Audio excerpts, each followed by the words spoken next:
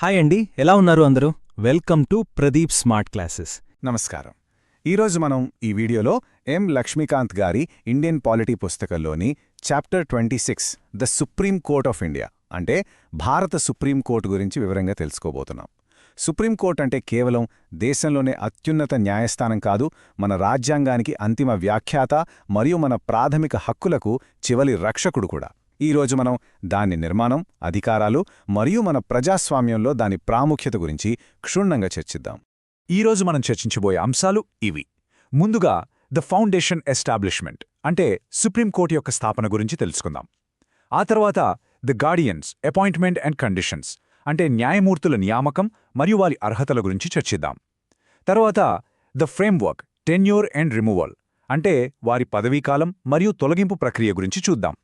ఆ తర్వాత the shield independence అంటే న్యాయ వ్యవస్థ స్వాతంత్రాన్ని కాపాడే రక్షణ కవచాల గురించి, మరియు the sword powers and jurisdiction అంటే సుప్రీంకోర్టు యొక్క విస్తృత అధికారాలు మరియు పరిధి గురించి తెలుసుకుందాం.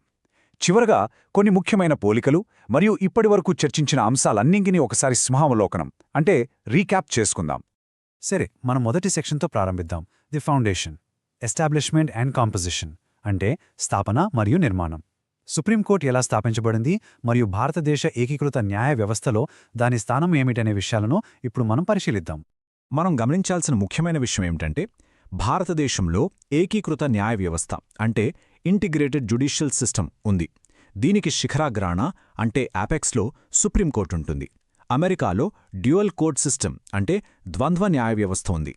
అక్కడ ఫెడరల్ చట్టాల కోసం ఫెడరల్ కోర్టులు, రాష్ట్ర చట్టాల కోసం రాష్ట్ర కోర్టులు వేరువేరుగా ఉంటాయి. కానీ భారతదేశంలో అలా కాదు. మనం ఈ ఏకీకృత న్యాయ వ్యవస్థను గవర్నమెంట్ ఆఫ్ ఇండియా యాక్ట్ 1935 నుండి గ్రహించాము.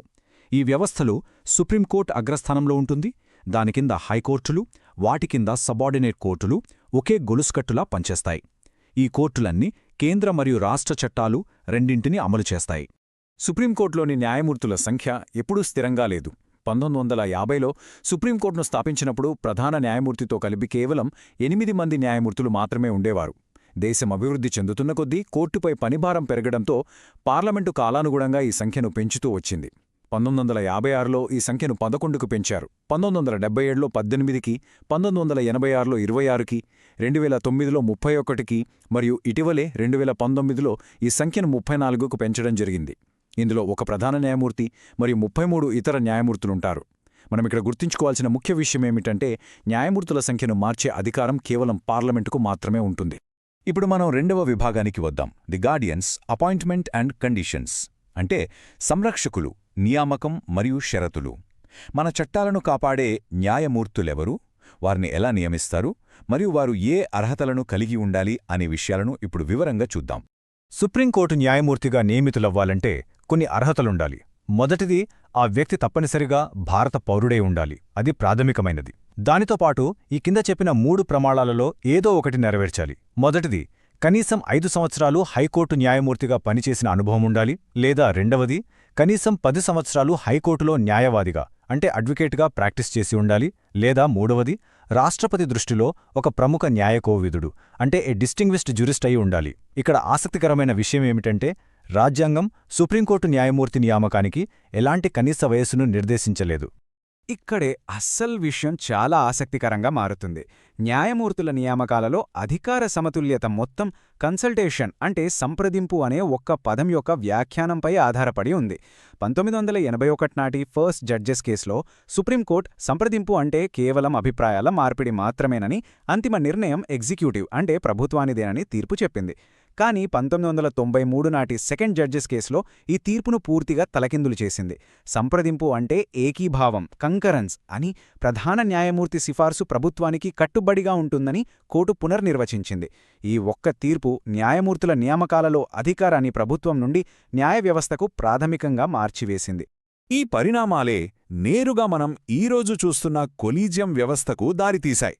ఇది ప్రధాన న్యాయమూర్తి మరియు సుప్రీంకోర్టులోని 4 అత్యంత సీనియర్ న్యాయమూర్తులతో కూడిన ఒక ఫోరం. న్యాయమూర్తుల నియామకాలు మరియు బదిలీలపై ఈ కొలీజియమే నిర్ణయం తీసుకుంటుంది.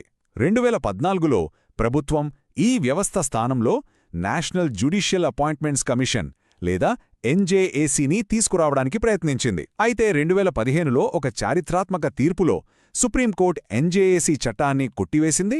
ఇది న్యాయ వ్యవస్థ స్వాతంత్ర్యాన్ని దెబ్బతీస్తుందని వాదిస్తూ కొలీజియం వ్యవస్థను పునరుద్ధరించింది. తదుపరి మనం the framework, tenure and removal అంటే పదవీకాలం మరియు తొలగింపు అనే ఫ్రేమ్వర్క్ను పరిశీలిద్దాం. సుప్రీంకోర్టు న్యాయమూర్తులు ఎంతకాలం పనిచేస్తారు, వారి పదవీకాలమేమిటి, మరియు వారిని పదవి నుండి తొలగించాలంటే ఎలాంటి ప్రక్రియను అనుసరించాలి?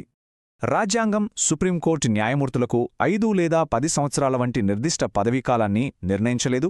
దానికి బదులుగా పదవీ విరమణ వయస్సును నిర్దేశించింది. ఒక న్యాయమూర్తి 65 సంవత్సరాల వయసు వచ్చే వరకు పదవిలో కొనసాగుతారు. వాస్తవానికి వారు ఎప్పుడైనా తమ రాజీనామాను రాష్ట్రపతికి సమర్పించి పదవి నుండి తప్పుకోవచ్చు. సుప్రీంకోర్టు న్యాయమూర్తిని తొలగించడం అనేది చాలా కఠినమైన ప్రక్రియ.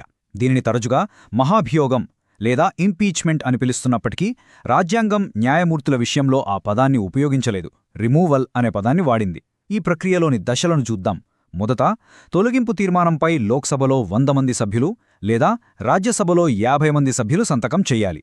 రెండవది, స్పీకర్ లేదా చైర్మన్ ఆ తీర్మానాన్ని స్వీకరించాలా వద్దా అని నిర్ణయిస్తారు.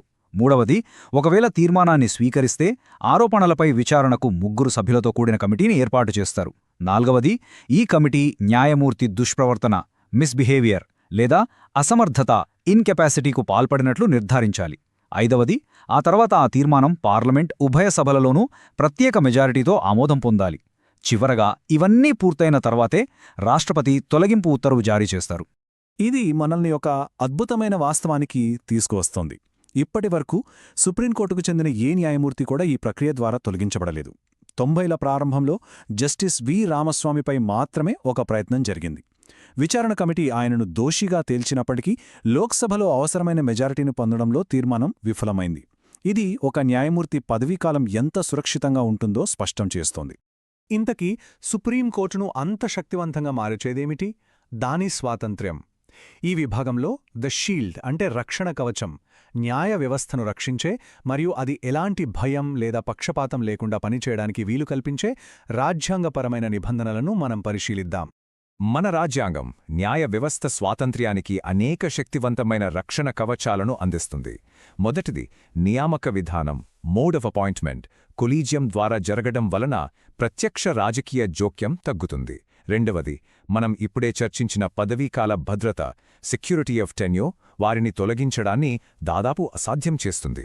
మూడవది, వారి సేవా పరిస్థితులు, ఫిక్స్డ్ సర్వీస్ కండిషన్స్ స్థిరంగా ఉంటాయి మరియు నియామకం తర్వాత వారికి ప్రతికూలంగా మార్చడానికి వీల్లేదు. నాలుగవది, వారి ఖర్చులు భారత సంఘటిత నిధి, కన్సాలిడేటెడ్ ఫండ్ ఆఫ్ ఇండియా నుండి చెల్లించబడతాయి. అంటే వారి జీతాలపై పార్లమెంట్లో వార్షిక ఓటింగ్ జరగదు. చివరగా, తొలగింపు తీర్మానం సమయంలో తప్ప న్యాయమూర్తుల ప్రవర్తన గురించి పార్లమెంట్లో చర్చించడానికి వీల్లేదు. ఇవన్నీ వారిని రాజకీయ ఒత్తిళ్ల నుండి కాపాడతాయి. ఇప్పటివరకు మనం సుప్రీంకోర్టు యొక్క పునాదిని, దాని రక్షణ కవచాన్ని చూశాం. ఇప్పుడు దాని ఖడ్గం, the sword, powers and jurisdiction అంటే సుప్రీంకోర్టు యొక్క విస్తారమైన మరియు వైవిధ్యమైన అధికారాలు మరియు పరిధిని పరిశీలిద్దాం. సుప్రీంకోర్టు అనేక రకాల అధికార పరిధులను కలిగి ఉంది. వాటిలో అత్యంత ముఖ్యమైనవి ఒరిజినల్ జ్యూరిస్డిక్షన్, ప్రారంభ విచారణ అధికారం; రిట్ జ్యూరిస్డిక్షన్, రిట్ అధికార పరిధి; అపెల్లెట్ జ్యూరిస్డిక్షన్, అప్పీల విచారణ అధికారం; మరియు అడ్వైజరీ జ్యూరిస్డిక్షన్, సలహాపూర్వక అధికారం. అలాగే ఇది ఒక కోర్ట్ ఆఫ్ రికార్డ్ పనిచేస్తుంది మరియు అత్యంత కీలకమైన న్యాయ సమీక్షాధికారాన్ని, పవర్ ఆఫ్ జ్యుడిషియల్ రివ్యూని కలిగి ఉంటుంది. ఇప్పుడు వీటిలో కొన్నింటి గురించి క్లుప్తంగా తెలుసుకుందాం. మొదటిది ఒరిజినల్ జ్యూరిస్డిక్షన్ అంటే ప్రారంభ విచారణ అధికారం. దీని అర్థం కొన్ని రకాల కేసులను మొదటిసారిగా విచారించే ప్రత్యేక అధికారం సుప్రీంకోర్టుకు మాత్రమే ఉంటుంది. ప్రధానంగా ఇది ఫెడరల్ వివాదాలకు వర్తిస్తుంది. అంటే కేంద్ర ప్రభుత్వానికి రాష్ట్రాలకు మధ్య లేదా వివిధ రాష్ట్రాల మధ్య తలెత్తే వివాదాలు. ఈ ప్రత్యేక అధికారం సుప్రీంకోర్టును అంతిమ ఫెడరల్ కోర్టుగా, మన సమాఖ్య నిర్మాణానికి చివరి మధ్యవర్తిగా నిలబెడుతుంది. ఇప్పుడు రిట్ అధికార పరిధిని చూద్దాం, ఎందుకంటే ఇదొక ఆశ్చర్యకరమైన సూక్ష్మ వ్యత్యాసాన్ని వెల్లడిస్తుంది. ఆర్టికల్ 32 ప్రకారం సుప్రీంకోర్టు ప్రాథమిక హక్కుల అమలు కోసం రిట్లను జారీ చేయగలదు. ఇది సుప్రీంకోర్టును ప్రాథమిక హక్కుల అంతిమ సంరక్షకుడిగా చేస్తుంది. కానీ ఆర్టికల్ 226 ప్రకారం హైకోర్టులకు కూడా ఈ అధికారం ఉంది. ఇక్కడే కీలకమైన తేడా ఉంది. హైకోర్టులు ప్రాథమిక హక్కుల కోసమే కాకుండా ఇతర ప్రయోజనాల కోసం కూడా రిట్లను జారీ చేయగలవు. దీని అర్థం రిట్ అధికార పరిధి విషయంలో హైకోర్టు అధికారం సుప్రీంకోర్టు అధికారం కంటే విస్తృతమైనది. తదుపరిది అప్పీళ్ల విచారణ అధికారం, అపేలెట్ జ్యూరిస్డిక్షన్. సుప్రీంకోర్టు దేశంలోనే అత్యున్నత అప్పీళ్ల న్యాయస్థానం. స్వాతంత్ర్యానికి ముందు ఈ పాత్రను బ్రిటిష్ ప్రివీ కౌన్సిల్ పోషించింది. రాజ్యాంగపరమైన, సివిల్ మరియు క్రిమినల్ విషయాలలో హైకోర్టు తీర్పులకు వ్యతిరేకంగా దాఖలైన అప్పీళ్లను ఇది విచారిస్తుంది. ఇది భారతదేశంలోని దాదాపు ఏ కేసుకు అయినా అంతిమ న్యాయస్థానంగా పనిచేస్తుంది.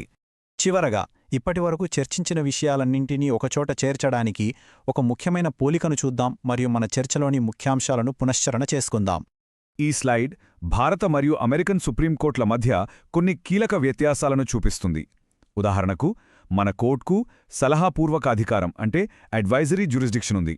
దీని ప్రకారం రాష్ట్రపతి న్యాయపరమైన విషయాలపై సుప్రీంకోర్టు అభిప్రాయాన్ని కోరవచ్చు. ఈ అధికారం యుఎస్ సుప్రీంకోర్టుకు లేదు. దీనికి విరుద్ధంగా అమెరికా కోర్టు యొక్క న్యాయ సమీక్ష అధికారం చాలా విస్తృతమైనది, ఎందుకంటే అది డ్యూ ప్రాసెస్ ఆఫ్ లా, న్యాయబద్ధమైన ప్రక్రియ సిద్ధాంతాన్నే అనుసరిస్తుంది. అయితే భారతదేశ రాజ్యాంగం ప్రొసీజర్ ఎస్టాబ్లిష్డ్ బై లా నిర్దేశిస్తుంది. రాజ్యాంగ చట్టాన్ని లోతుగా అర్థం చేసుకోవడానికి ఈ తేడాలు చాలా కీలకం. సరే, ఇప్పుడు ముఖ్యాంశాలను త్వరగా పునశ్చరణ చేసుకుందాం. మొదటిది, సుప్రీంకోర్టు మన ఏకీకృత న్యాయ వ్యవస్థకు శిఖరాగ్రం. రెండవది, జడ్జెస్ కేసుల నుండి ఉద్భవించిన కొలీజియం వ్యవస్థ నియామకాలను నియంత్రిస్తుంది. మూడవది, అత్యంత కఠినమైన తొలగింపు ప్రక్రియ న్యాయమూర్తుల పదవీకాల భద్రతను నిర్ధారిస్తుంది. నాలుగవది, అనేక రాజ్యాంగపరమైన రక్షణ కవచాలు న్యాయ వ్యవస్థ స్వాతంత్రాన్ని కాపాడతాయి. ఐదవది, సుప్రీంకోర్టు ప్రారంభ విచారణ అధికారం నుండి అప్పీళ్ల విచారణ అధికారం వరకు విస్తృతమైన అధికారాలను కలిగి ఉంది. మనం ఈ ఆలోచనతో ముగిద్దాం.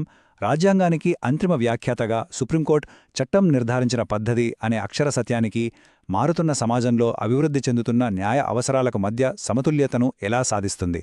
ఈ సమతుల్యత ఒక స్థిరమైన బిందువు కాదు, ఇది నిరంతరం జరిగే ఒక రాజ్యాంగ సంభాషణ. ఇదే సుప్రీంకోర్టును కేవలం ఒక నిశ్చల సంస్థగా కాకుండా మన హక్కులకు చైతన్యవంతమైన సజీవ సంరక్షకుడుగా నిలబెడుతుంది. ఈ చర్చలో పాల్గొన్నందుకు ధన్యవాదాలు. ఈ వీడియో మీకు ఉపయోగపడితే లైక్ చేయండి. ప్రదీప్ స్మార్ట్ క్లాసెస్ యూట్యూబ్ ఛానల్ను సబ్స్క్రైబ్ చేయండి. బెల్ ఐకాన్ నొక్కండి. ఈ వీడియోను మీ ఫ్రెండ్స్తో అండ్ ఫ్యామిలీ మెంబర్స్తో షేర్ చేయండి. ధన్యవాదాలు. Thank you.